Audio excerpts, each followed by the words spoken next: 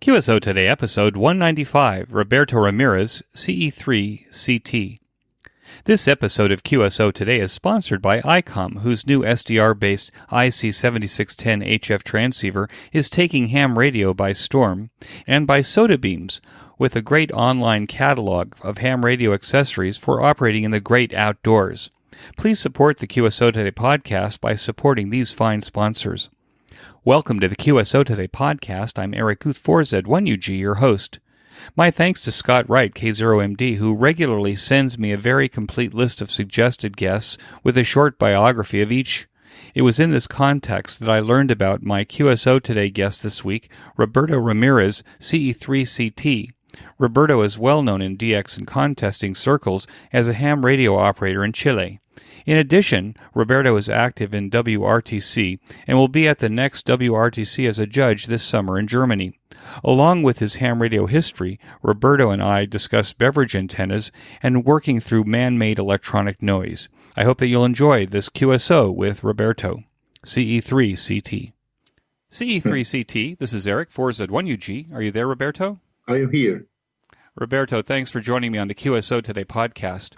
Dale Green, VE7SV, in episode 121 of the QSO Today podcast, suggested that I contact you because you have an international reputation as a ham radio contester and DXer. Before we start on this story, can we start at the beginning of your ham radio story? When and how did it start for you? Thank you, Eric, for the opportunity for this interview. My name is Roberto Ramirez. I live in Santiago. My call sign is CE3 Charlie Tango. Well, my history is born in 1985 when I have 13 years old. I tried to enjoy listening the music or the rock music in the radio, in the broadcast in Talca. I living in Talca at this time when 250 kilometers south of here is a little city. And in this time, we don't have FM radio in my city. And for that, I tried to listen some radio outside of my city. 50 kilometers north of Talca exists a city named is Curicó, and in this city exists the radio for listening the music, for rock music every day. And I started to try to listen in the radio, but I don't know why. And with some friend, we tried to build the antenna, but we don't know nothing about antenna. We build antenna, a precary antenna, and installing in upper the roof in my home of my father, and we listen something. We listen some signal from the station from Curicó on radio broadcast, and this part in this moment I think is part of my history from ham radio, Eric. That's the beginning, building antennas. Well, what happened after that? Wow, we listen to the station and start to record there. The in this time the name is tape. We don't use the CD. We try to record in tape, and I listen every day music from this station in my home in Talca. It seems, though, that you ended up being a ham radio operator. How did that happen? Well, at this time, I started to listen in the many stations from broadcast, and also I tried to listen the shortwave broadcast. At this time, we have some problem in Chile.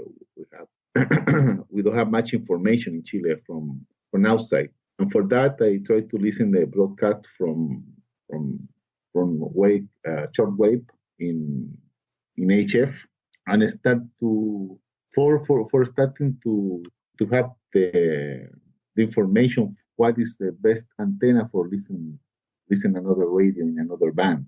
And I received much information from, for example, from the Voice of America, much information from Deutsche Welle, Germany, and also from, I remember, another radio from HF.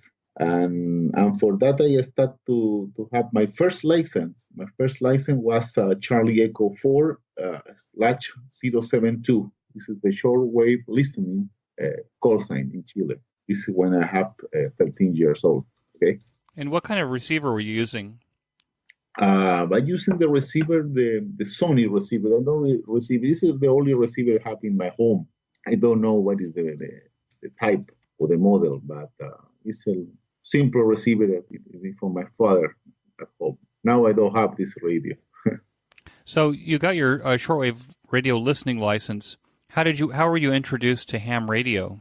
Were there ham radio operators in your town? Yes, well, for many years I listened in the radio and talking about that in my home with my fathers and my sister. And one day my sister, she's a little more high to me, and she's in the in the university one day. He talking with some friend in the university, talking about the ham radio, huh? and and my sister say to this woman, my brother is listening or shortwave listening radio. I really she told to him, and she invited to me to her home in Talca. And he's a radio ham. So the call sign from her is Charlie Echo 4 Golf Tango Charlie. And she invested to me in the radio. She presented to his father and her mother also as ham radio, and they present to me the station for ham radio one day. For me, it's fantastic. I see the Tango Sugar A30S line complete in the truck, and wow, for me it was fantastic. My first time I see the radio for ham radio. And did he help you get your license? I mean, what was the process there? Was there a club that he belonged to, or did he give you the license or give you license manuals? How did you go through that process? Yeah, they invite to me former part of the radio club of Talca, Charlie Echo 4 Tango Alpha at this time, and going to the radio club, and they present to me to the directory at this time, and the directory approved my option for induction to the radio club. And when in the radio club, I learned about the ham radio, about the log, and make the test in the government office. And in 1989, I received my first license. My first license was a Charlie Echo 4 Papa Bravo Bravo. That's my first license in 1989. Well, that's pretty cool. Do you remember your first rig? My first what? Your first rig, your first transmitter, receiver. Yeah. My first receiver was the very old. What is a Thomson radio. The Thomson radio from France. Is a radio for using the military in the manpack. And I buy this radio in some place, I don't remember where, and modify the BFO. This radio have the channels and make the BFO with some information in some magazine. I see something and I modify that, and this was my first radio, 40 meters, only with 10 watt on 40 meters. And with this radio, I worked the 100 county in Chile. We have the typical contest, permanent contest in Chile about the county. Chile have 346 county.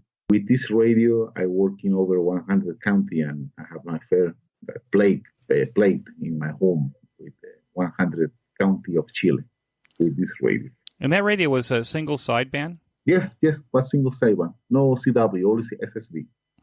Amazing. And what kind of antenna did you have for that rig in order to work those 100 counties? I have the dipole inverted beam for 40 meter only.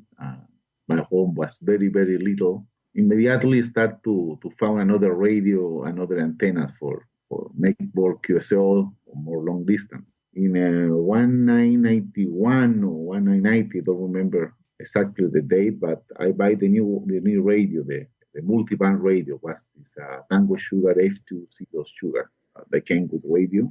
I'm sorry, what radio was it? TS830S. What manufacturer was that? No, it's Kenwood. Oh, Kenwood. Sugar, A30 Sugar. Yeah. This was in 1991, I think so, when I am studying university at this time. And I buy the radio and install in my home with the same dipole, but immediately start to found the good antenna for make QSO on another band. And my first antenna, this home is for multiband, was the 2-element high gain quad cubic antenna, the big one for 20, 15, and 10 meters, and was very, very funny. But the antenna is so big, and one side of the antenna cross to the to the home to my neighbor, and another size the antenna across the home to my another neighbor. I put in a 12 meter, I remember, but it's what very funny when you see the little home with the big antenna. Now, my guess is, based on what you say your studies are, that ham radio did play a part in the choices that you made for your education and career. How did it go from there? You went to university, and what did you study? I studied electronic engineering in the south of Talca, 500 kilometers south of Santiago, in the Concepcion city. It's a big city. This is the second city, more bigger city in Chile, Concepcion. I studied the University of Federico Santa Maria. It's a special university for technician specialty. And I studied electronic engineering. And is that what you do as for a living now? You make your living as an electronic engineer? Yeah, I working in now for many years on telecommunication area. I am working for cell phone company in Chile. I am the boss of the area to transmission area from microwave network. Oh, that's pretty cool. And of course, these microwave networks now are all IP, right? Yes, yeah. Complete IP, and well, now is really different to 20 years ago when I started to work. I designed the microwave link for many years to many microwave link in Chile. Over 4,000 or 5,000 microwave link I designed in my life in Chile. Well, that's pretty amazing. Now, you have the Andes Mountains that borders the east side of Chile.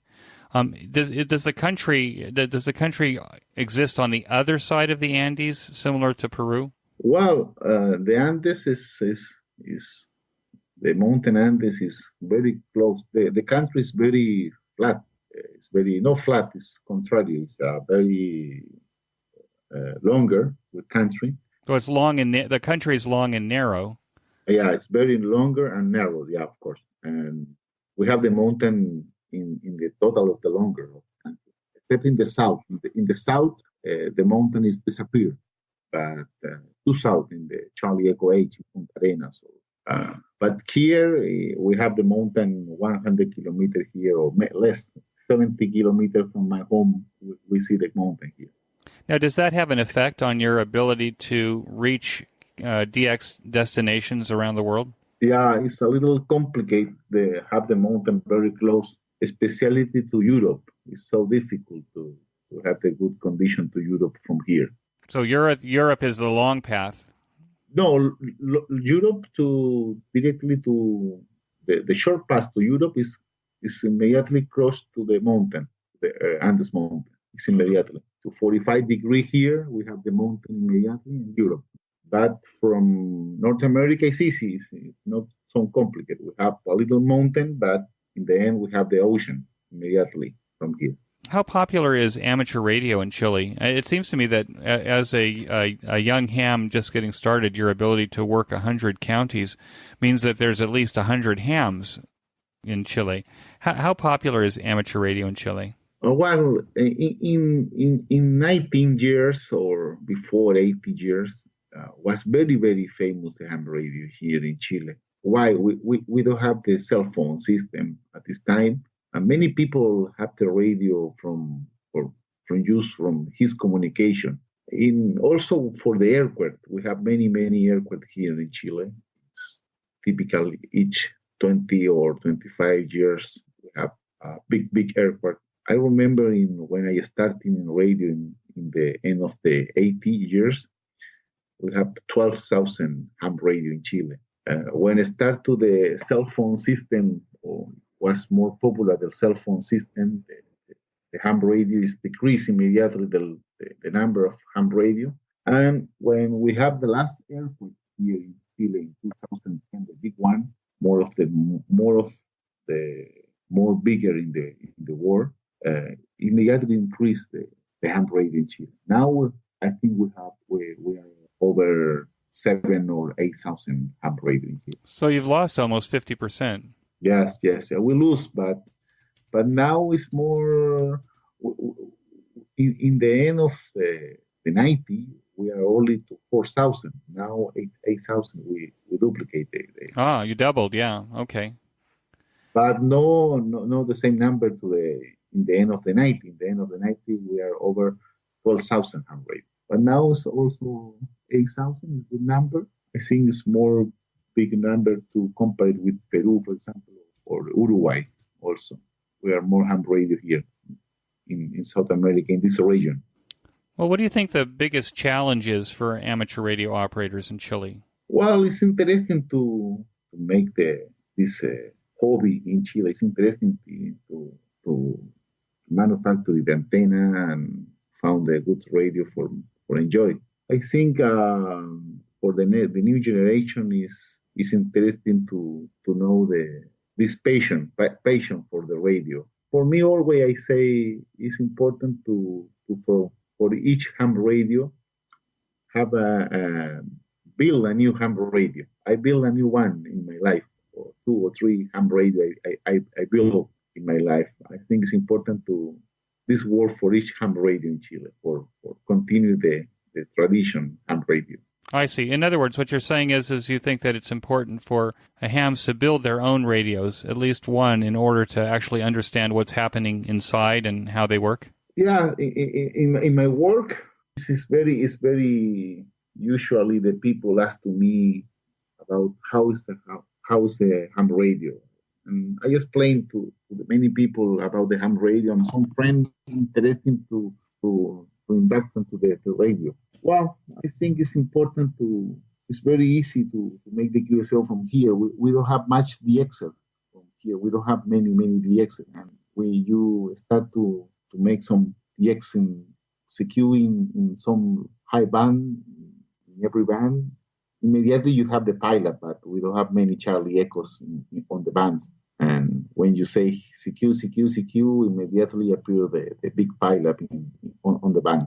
So being a DX station in Chile, it makes you a very popular ham radio operator in the world, and people want to work you. Yes. It's interesting well, for example, in the contesting, I am very active in contesting, and in contests appear 4 or 5 stations from Chile. For that is for example, for CQ worldwide, we are the only country in the world.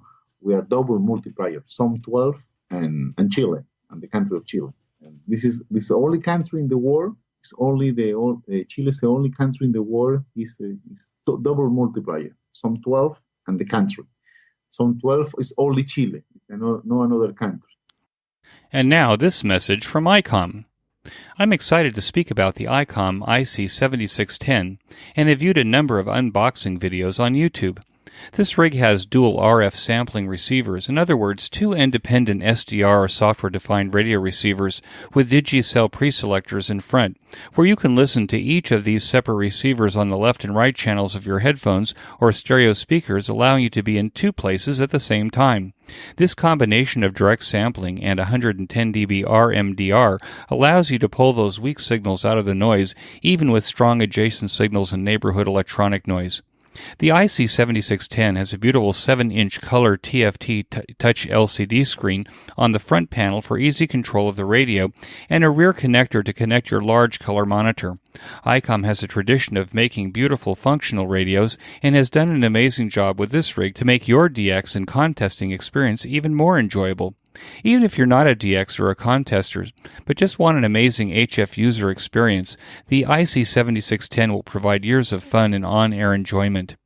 There is a great review in the DX Engineering blog with the perspectives of experts like Rob Sherwood, NC0B, of Sherwood Engineering, who praised the features of the IC7610 as well as its actual performance. Be sure to visit ICOM America at www.icomamerica.com/amateur and at the upcoming Dayton Hamvention in Building 2, Booth 2508 to see the complete line of ICOM radio equipment. And when you make your next ICOM purchase, tell them that you heard it here on QSO Today. And now back to this QSO Today. One of the reasons that you were recommended to me by Dale and Scott was that because you are a big contester. How did contesting start for you? Now, you mentioned at the very beginning that you got 100 counties in 1989. How did you become a contest operator? Well, was immediately when I started in the radio. In the radio club of Talca, Charlie Comfort and Alpha is the group for contesting. And immediately when I got into the pub, immediately the people invited me to form as part of the team. And was very many years I make the contest from CE4 Tango Alpha. It's a little station in the radio club with a three-bander over the building. Immediately start to make the contest. We had a very good team from teaching at me at this time. It's very good friend, all ham radios, and they practice to contesting. And immediately it appeared my interest to make the contest in my home. But for many years, I make the contest in the radio club of Talca and another home of ham radios in Talca also. I see. But you now have a contest station at your home. In fact, I read that you've created a very special place to do your contesting at your QTH. Can you talk a little bit about it? What kind of property do you have now for contesting and antennas and for your radio station? Well, in 2006, I buy the terrain here outside of Santiago, 20 kilometers north of Santiago. It's some place, the name is Chicureo. It's part of Santiago, but it's outside of Santiago. It's a rural area, and I buy the terrain for 5,000 square meters, half hectare. I don't know in English to say, but it's 5,000 square meters. And in this terrain, immediately when I buy the terrain, I put the towers. But first to my home, first to build the home, I build the tower immediately and put one tower for 30 meters high. Sold some three-bander immediately and coming every weekend with a little tent. I put the radio inside and make the CQing and make a contest or for DXing every weekend coming here. And now we have more equipment and more antennas also. But in this time was very funny. But I come into here and install the tent, connecting the radio over the table, all typical. Same to the field day, but was in every weekend I make the field day at my home at this time. But when I finish the home build the home in 2010, I live in here and put another antenna and I build the night shack. You now live on the property, and the radio shack is actually a separate building now, set up for contesting. And how many stations do you have that you can operate from your QTH? Yeah, when I designed the home, I thinking, well, probably I will try to make the contest here with friends from multi-single or multi-two, multi, I don't know. I'm talking with some friend and many friends to me told me, well, try to separate the radio from home. I have the shack outside the home, 30 meters outside to my home. I have the little cabina with equipment and another cabina. Immediately to this cabina, at the side, I have another cabina from some accommodation. For example, some kitchenette system from bathroom and some rooms for sleeping from the west.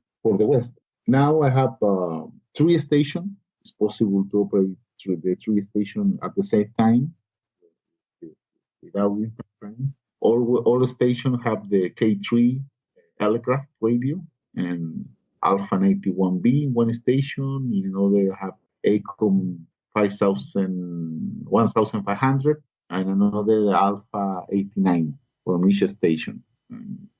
You operate how many stations in a contest? For multi-single or for multi-multi, we use 3 stations. Never we have all bands opening from here. For that is you don't need more of 3 or 4 stations. But with 3 stations is okay. Always starting the contest in the night, the Friday night local time. We're starting in 20, 10, 15 meter, and when 10 meter is dead, we move to 40 meter this station. And when moving, when that 15 meter band, this station is moving to 80 and continue all the night. What kind of antennas do you have on your property in order to connect it to these stations? Well, now I have 2 towers. The old tower, the first one was 30 meters tower. I have two elements for 40 meters. It's a KLM antenna. I buy second hand here in Chile. And also in this tower, I have the 15-meter rotating together with the 40-meter beams, 5-element long jump antenna from high gain. And in this tower, I have another 15-meter fixed to USAs, and also dipole for 160 meter in this tower, sloper to north. And in the second tower, the new one is more bigger, it's 40 meter high. And in this tower, I have 5 element to 20 meters. And I have the stack for 10 meter at with 6-element 10-meter beams over 6-element 10-meter beams at the same tower, in the same tower, rotating both antennas. And I have also arrived for 80 meters dipoles, 2 elements north with the dipoles. Now, I think I read that you are also operating some very long wire antennas that are actually on the other side of a highway. Yeah. How do you, first of all, how do you get the feed line to the other side of the highway? Yeah, that is interesting to study. When I buy the terrain here, no exist the highway back to my home, my property. It's part of the future. But 4 or 5 years ago, I started to build the highway back to my property. Immediately, I think, well, I need to pass the coax before they finish the highway road back to my property. And they make exist many irrigation channel here around my property for irrigation the field. And they make some bridge from some river, a little river, under the highway. In this bridge, I pass 2 coax to next property. We install the beverage at this size for listening in low band. I have 2 beverage for 300 meters to USA, another 300 meters to Europe. Oh, that's pretty cool. Yeah, it's very interesting to have the antenna is in another side of the route, the highway. And of course, you don't ask permission. It's better to apologize than ask permission, right? Yes, I know my neighbor. In this field exists is the field for, I don't know the name, but they make produce the onions on this field, and they cut the onion 1 time per year, so 2 times per year. And when they need to use the field for take the onions, I take off the beverage. And when they finish, I put another time the beverage. What is the beverage antenna mounted on? Is it mounted on like fence poles or something like that across the field? No, I put over the pole is when little bar of PVC under the ground and put the wire over the PVC pipe. So the antenna itself is how high? About half a meter above the ground? 100 centimeters over the ground, 1 meter. Oh, 1 meter. Ah, okay. So you're using a little longer than 1 meter PVC pipes. You run those across the field and you run the antenna across the top of it. Exactly. I put many stack to pole for PVC, and over the PVC I put the wire. So this is a very quiet antenna, especially I would think out there on the onion field. It must have very nice coverage to Europe and to the United States. Yes. I don't have much QSO on 160, but now I have over 50 countries on 160 confirmed. But now the problem here is exist many homes. When I buy the terrain here, we don't have much homes. But now the city starts to increase to the north, exactly to my place. Many people buy the terrain and make more homes. And now the LED lights invading around my homes, and with the LED lights have much noise on high bands. This is the problem for me only, for all ham radio, the noise from the LED lights. Yeah, I have the same problem here. How do you think you're going to solve the problem with the LED light noise? Are you going to change the kind of antennas you're using? It's difficult. It's a little difficult. I don't know. Sometimes we don't have noise. Sometimes I have much noise. For example, last weekend, I tried to make the contest on 20 meters, CQWPX, but all the weekend the noise is over S3, S4. In the night, S4, S5 sometime, and in the day, S3, S2. But it's much noise when you try to make more. If you try to station is the competitive station with this noise, not possible to good competition. It's difficult. The problem is I think is I don't know, but I think it's not have a solution for that. Is the people no connecting the LED light with the ground system. For example, in Chile, it's typical the people using the illumination system with the two wires, with the face and the ground. But the neutral, I don't know, it's the ground, but the people not connecting the ground's case, not put the case of the LED light to the ground. And for that, I think it's a problem, but no. One of the problem is that your LED street lights are on wooden poles or on metal poles. Yeah, depends. The people put the light in wherever you want, in every part of the home, and not put the ground system. So these LED lights are not part of the street lighting, that the city is putting up. These are the LED lights that people are putting in their houses. Of course, and also in the street, in the highway now have the LED light complete in my home. When I cross this route is west to east or east to west to my home. Yeah, and when I put antenna to north, for example, I cross the avenue and not have much noise. But when put antenna to east or west, when I take much LED light in the road, yeah, the noise increase immediately. I see. I feel very easy. And also from homes, my neighbor here put many LED light in the garden, and from static light, for much illumination is little one, but he have over 30 or 50 LED light in the garden over his 5,000 square meters, and he put many LED light in the night, and the noise is increasing immediately. I think we don't have much option for disconnect the noise to all radios. Yeah, it's difficult unless there's a government program for reduction of the noise, and I think a lot of government officials no longer feel that noise in these bands is important. Let's get back to talking about DX. It's my understanding that you're involved in the WRTC. What is your involvement in the WRTC? Well, my history in the WRTC is I started in 2006. Was my first experience in WRTC. At this time, in this WRTC, they make the special category from multinational teams. And I applied to this position. I was my first experience to competitive in Brazil in 2006 with the special category multinational teams. And different to the WRTC contesting, they invite some special ham radio from some area and put in some station in Brazil. We make the contest in this area. And was my first experience in WRTC. And now in Germany, I will go in for referee. So in 2018, you'll be a referee in the WRTC. Yes, I will be a referee in Germany this year. Well, that's pretty cool. So you get to do a little bit of world travel or being involved in the WRTC.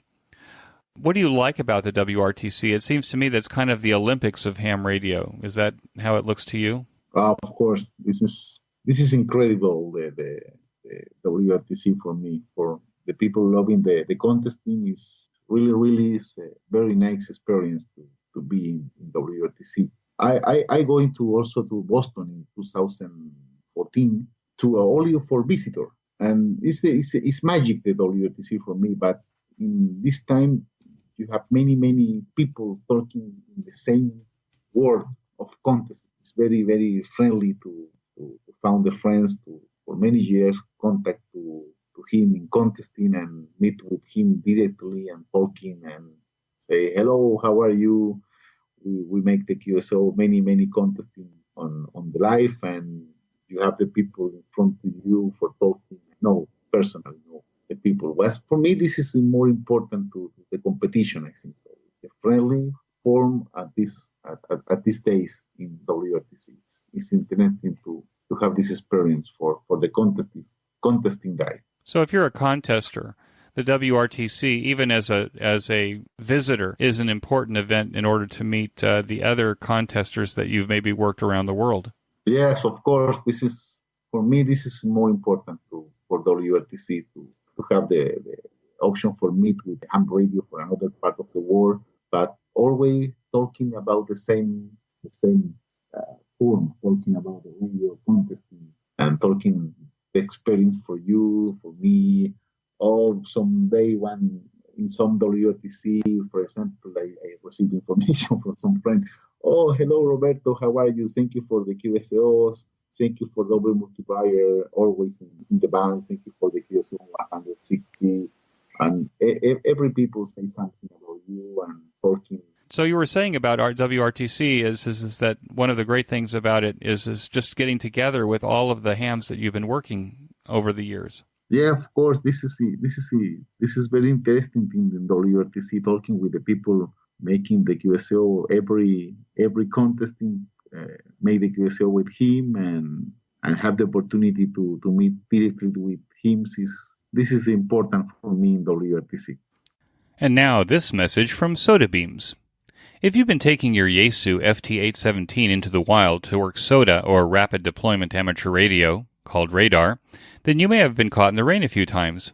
Soda Beams offers a new replacement speaker for the Yaesu FT817 that replaces the cheap paper cone speaker that was the standard feature of the 817.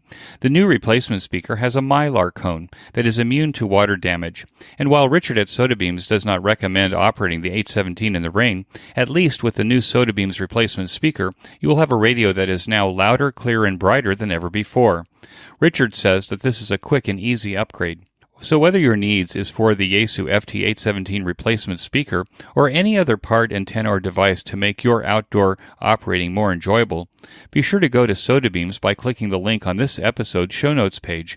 Keep in mind that if you use the coupon code QSO Today, one word QSO Today at checkout, you'll receive 10% off your purchases through the end of 2018. Soda Beams, amateur radio for the great outdoors. And now back to our QSO Today. What is your favorite contest, and why do you like it? My favorite contest team is always a CQ Worldwide. I like this contest. It's very, very faster. You don't need thinking much about the exchange with another ham radio, but it's very easy to know the zone. For me, this is a more important contest in SSB, particularly. I enjoy more the contest in phone to CW. When you operate CQ Worldwide, you operate multi-multi. But do you ever operate by yourself, like SO2R? No, I don't have experience for SO2R.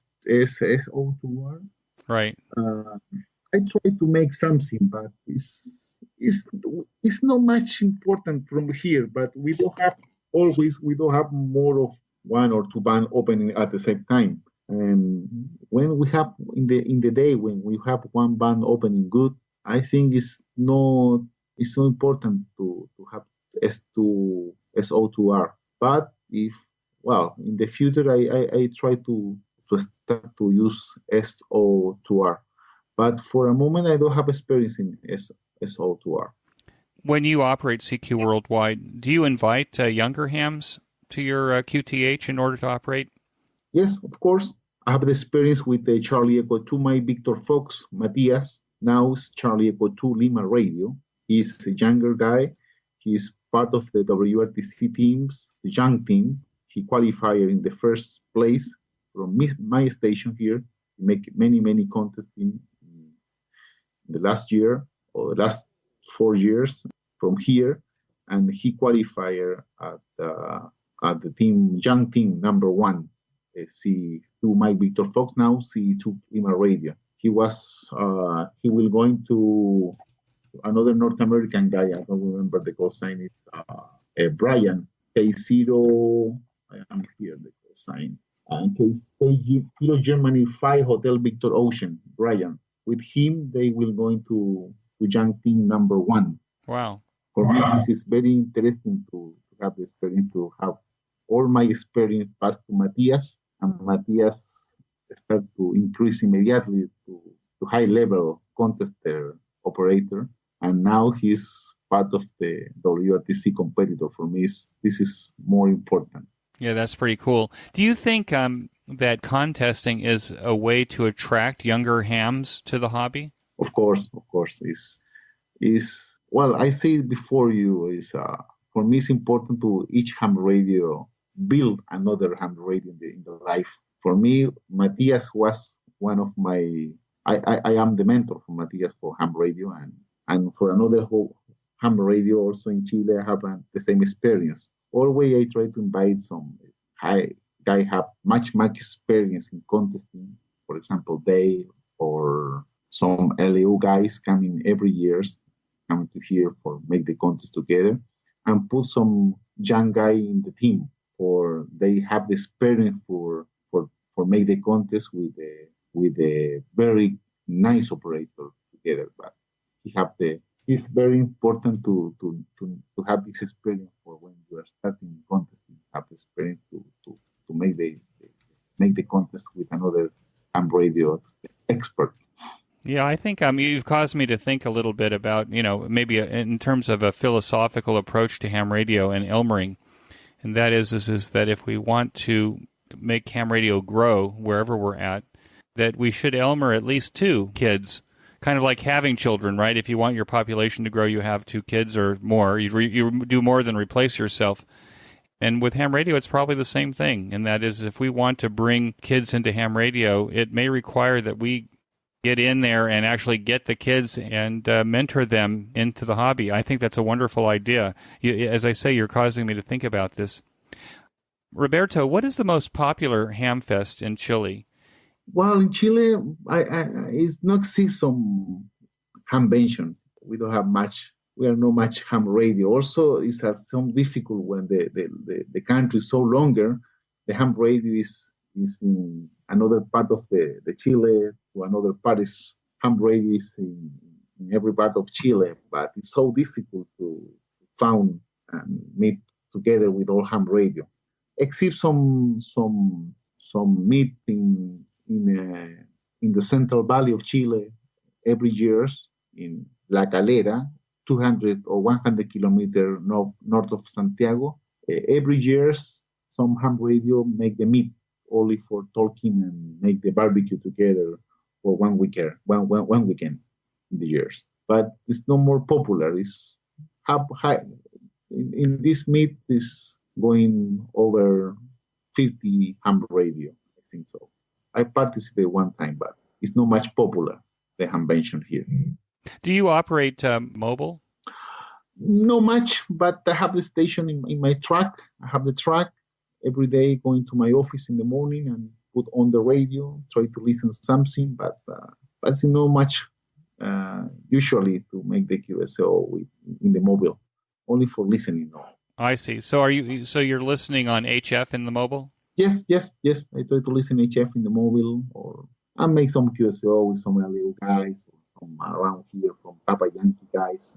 But it's only for listening and for emergency. I have also, in case we have some emergency, I have the station on the car. This is typical from Chilean ham radio. Always they thinking about the emergency. They have the battery at home with connecting the energy to the radios, and the people thinking, well, in case of emergency, we have the station ready, operating. I don't know whether you knew this, but I interviewed CE3PG, Dino, and he said that in Chile that one of the biggest problems you have is earthquakes there. So this is how you have emergency preparedness. Yes, of course. Yes. I'm talking about that the same to say Dino. Do you have a DMR, or do you operate 2 meters or UHF there? No yet. I don't operate 2 meters and VHF. Only I using the VHF at my home, in my work. Sorry, from the work radio. Link. And for the hobby, I using the HF. I see. But it's for work, I work in VHF, lower band. But you can't speak to whether or not DMR or D-Star or any of these popular VHF, UHF linking modes are actually active in Chile. No, it's a little existing active in DMR, but not much. It's not popular here. The more popular, the people using the AHF here, the more popular. What kind of impact has amateur radio had on your family life? Do you have family members who are also hams or interested in ham radio? No, not yet. I hope have the opportunity to induct another part of my family, but many people interested into my experience in radio, and always I explain about the radio to my friends, to my family, but I don't have the option, or not have the experience to part of my family is part of the ham radio. Only the people know me and with the radio every days, but no, not yet. What excites you the most about what's happening in ham radio now? Well, now the radio is a little change for me. It's interesting you have more information now with the social network. Now it's possible to make the QSO with some guy, and immediately you have the friend in Facebook or in Twitter, and you know the station from him, and for sure they look in Facebook, your station, and I think this is more good for the radio, but it's increase the family of the radio. I think it's good, the social network in the radio, and now, for example, from here I try to make more country on 160 and make a sketch with another ham radio by WhatsApp or by Skype, and we try to make the QSO tonight at this time on 160 and prepare all and talking, and you try to listen to me and I try to listen to him, and it's interesting to the social network together with the ham radios. Yeah, I think I agree. I think we know a lot more about the people we're talking to on the radio these days because of the social networks than we ever did before. What advice would you give to new or returning hams to the hobby? Well, I think in Chile, every time when we have earthquake, it's increased too much the ham radio on the list. But I think the more important is to try to go into the children, the younger guy. The younger guy have the option to know and make the click with the radio immediately. And for the old people, I think it's interesting too, but when in the past they not continue on the radios. I think the more important is try to induct it to the young guys in the radio. I think this is the work for Dino CE3CT, make the training course from ham radio every Saturday in the radio group. He make the very, very good work on this area. How can QSO Today listeners contact you? I don't see an email address on your QRZ page. Are you're active on Facebook and Twitter? Yes, I am active on Facebook and on Twitter also, and Instagram, but more on Facebook. I am very active on Facebook. Yesterday was my birthday, and I have over 150 likes in my work. Well, I think happy birthday then.